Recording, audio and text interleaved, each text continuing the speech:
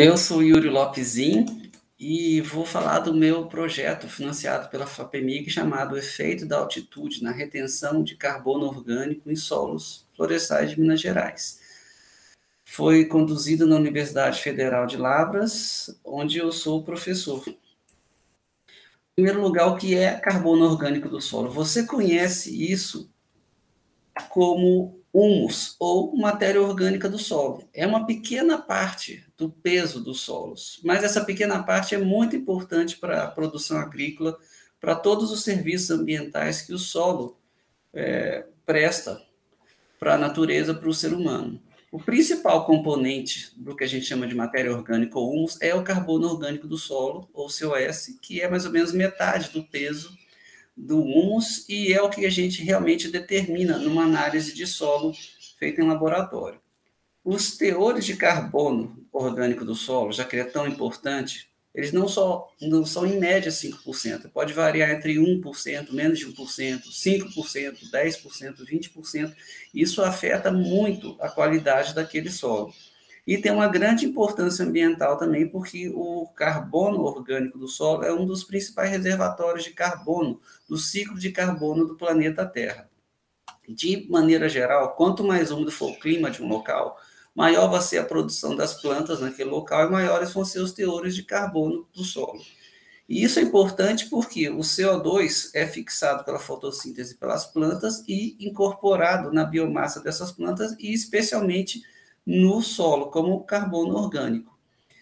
Por outro lado, quanto mais quente for o clima de um local, maior vai ser a decomposição microbiana, biológica desse carbono orgânico do solo. E aí vão ser menores os teores de carbono orgânico do solo. Lembrando que toda vez que você está decompondo o carbono orgânico do solo, com os micro-organismos fazem isso, eles liberam CO2 à atmosfera. E, de uma regra geral, num clima mais frio, que seja úmido, você tem tendência para ter grandes teores de carbono orgânico do solo. E aí entram as montanhas. Por quê? Ao longo de uma cadeia montanhosa, você já deve ter percebido que subindo a serra, vai esfriando. Ou seja, as temperaturas vão ser cada vez menores. E isso vai retardando a decomposição desses resíduos orgânicos pelos micro-organismos decompositores, seja minhocas, formiga, cupim e até os fungos e bactérias. E nas montanhas também é comum ter uma maior queda de chuva, que é chamada chuva orográfica. E isso favorece a produção das plantas e vai gerar grandes teores e estoques de carbono, como regra geral. Mas nem sempre ocorre. Às vezes, no topo das montanhas, a vegetação é bem esparsa, porque é um local que venta muito, ou porque o solo é muito raso, e não se sabe o quanto que é comum você ter esses grandes estoques de carbono nas montanhas do Brasil, especialmente em Minas Gerais, o estado das montanhas. E nesse projeto nós tentamos investigar o efeito da altitude na retenção de carbono orgânico em alguns locais do estado e ver o que aconteceria se esses solos fossem cultivados. E para isso, o nosso projeto, com recurso da FAPEMIG, permitiu várias iniciativas, mas as principais foram fazer amostragem de solo sobre florestas nativas num gradiente de altitude que foi de quase 900 metros até 2.000, acima de 2.000 metros acima do nível do mar, na Serra da Boa Esperança e do Papagaio, e também mostramos solos em duas localidades de altitude diferentes na Serra da Boa Esperança, e aqui não só sobre mata nativa, mas também sobre cafezais. E nós também fizemos análise de solos florestais na Serra da Bocaina, aqui perto da sede da UFLA, em Lavras, em duas altitudes, e foi um dos primeiros resultados que nós conseguimos publicar. Aqui você vê um solo florestal do alto da Serra da Bocaina, com o nosso ajudante, e essa capa preta que você vê aqui no solo é o famoso carbono orgânico do solo, ou humus, aqui ocorrendo em teor bem alto, embora o solo seja raso e muito pedregoso. Os resultados principais que nós temos, vamos começar mostrando aqui a Serra da Boa Esperança, o local foi mostrado a 880 metros, aqui em torno de 1.000 e aqui em torno de 1.200. Aqui na Serra do Papagaio, 1.400, aqui a uns 1.800 e aqui a 2.050 metros. E nós mostramos 7 solos no total nesse estudo, a 1 metro de profundidade, que é algo difícil de conseguir, e um desses solos era sobre campo limpo, não era sobre floresta. Esse solo sob campo limpo era bem pouco desenvolvido, pouco raso, vamos dizer, e tinha pouco teor de carbono. E nós calculamos esses estoques de carbono para 3 profundidades.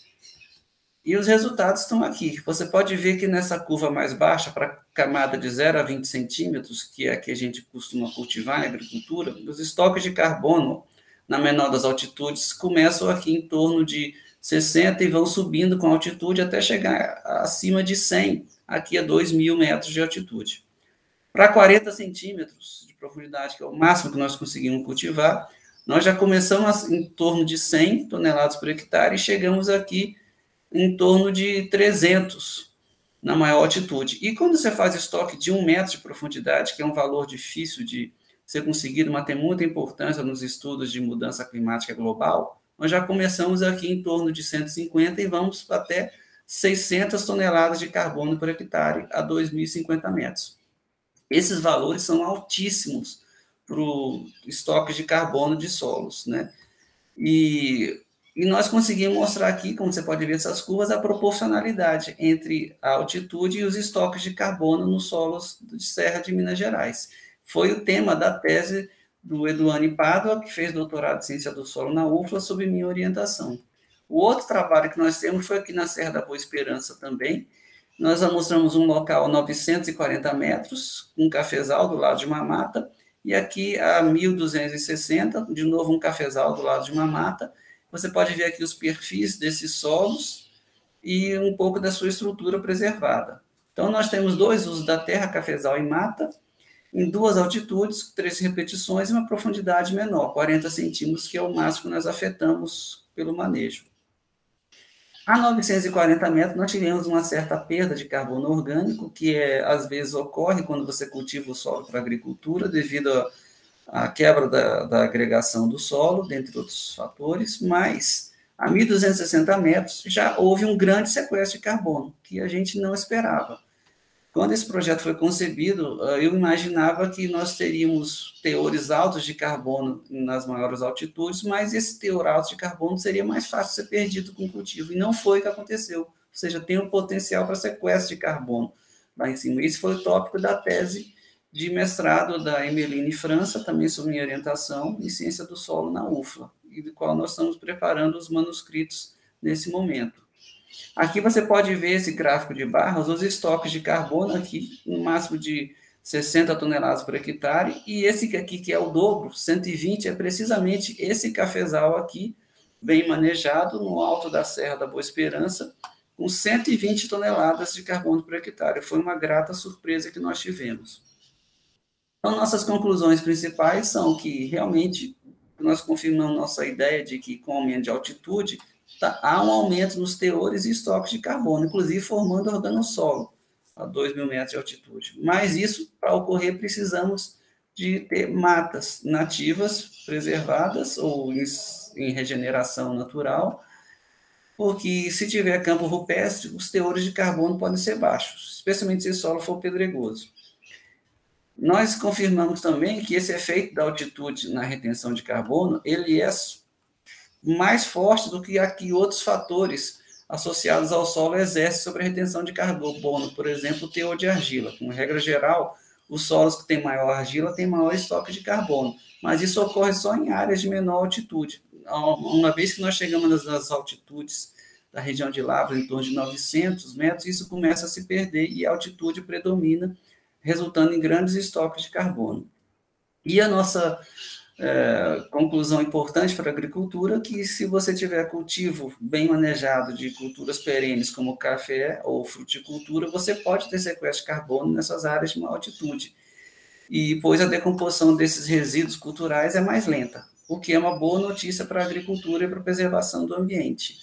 E nós agradecemos aqui, novamente, o apoio concedido pela FAPEMIG e nos despedimos com a imagem da Serra da Bocaina, em Lavras, para encerrar essa apresentação. E eu espero que vocês tenham gostado e que essa pesquisa seja útil para quem se interessa pelo meio ambiente e pela agricultura.